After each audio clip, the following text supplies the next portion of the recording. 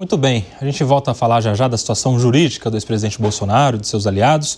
Agora a gente muda de assunto porque o presidente da Câmara, Hugo Motta, deu um recado duro a integrantes do governo Lula sobre as consequências de uma ação ajuizada no STF a respeito do IOF. Quem tem mais informações sobre isso é o André Anelli. Se fala até em traição por aí, Anelli, é isso? Bem-vindo novamente.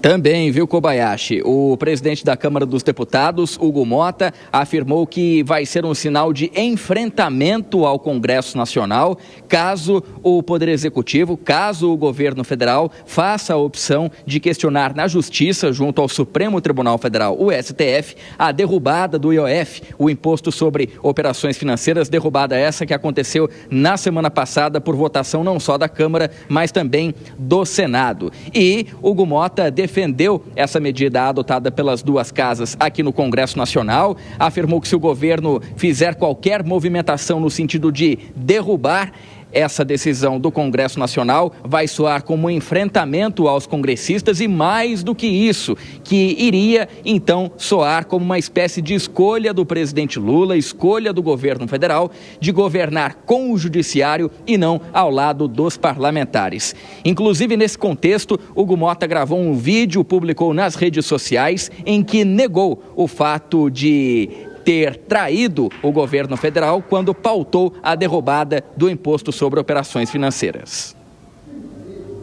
O capitão que vê o barco indo em direção ao iceberg e não avisa, não é leal, é cúmplice. E nós avisamos ao governo que essa matéria do IOF teria muita dificuldade de ser aprovada no parlamento. O presidente de qualquer poder não pode servir a um partido, ele tem que servir ao seu país.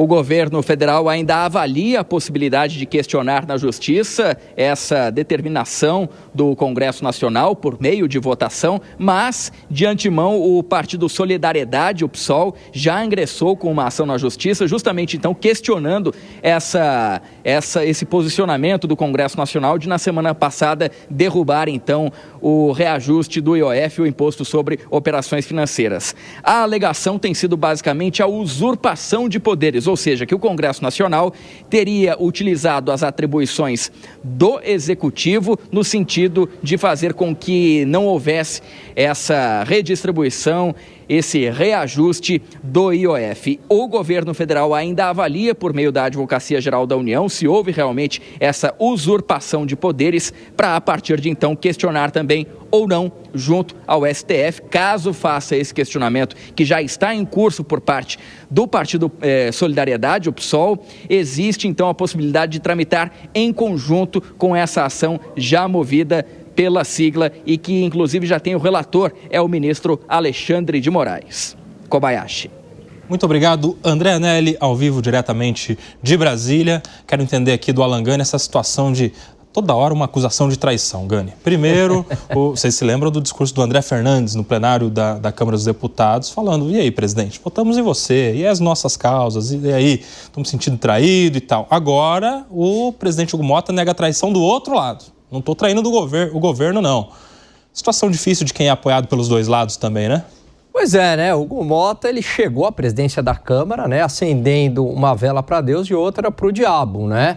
Então, é complicado, agradou todo mundo e agora ele está se posicionando, muita pressão do Congresso Nacional para ele se posicionar.